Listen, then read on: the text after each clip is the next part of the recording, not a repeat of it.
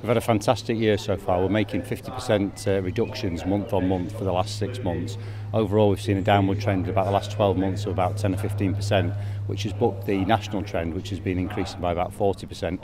For example, in the month of June, I think we've seen about 315 offences compared to about 750 in the same month last year. We're going back to some of the original alloy tactics. We're obviously going out with some partnership vehicles. We're going to go and have a look at some of the scrap metal dealers.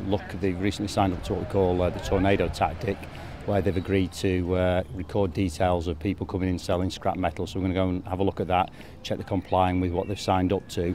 We're also today enhancing the operation with a large ANPR operation. We're putting about 82 vehicles out on the ANPR operation to supplement the alloy. So there's about 110 vehicles involved and a couple of hundred officers, of which supplemented by about 50 partners from the various agencies.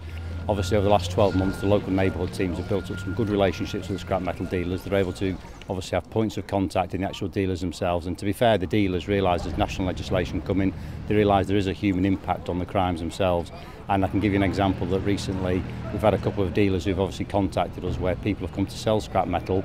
Obviously they've been suspicious of them, so they've been able to phone the local neighbourhood officers or the alloy team, and obviously that information is then being acted on.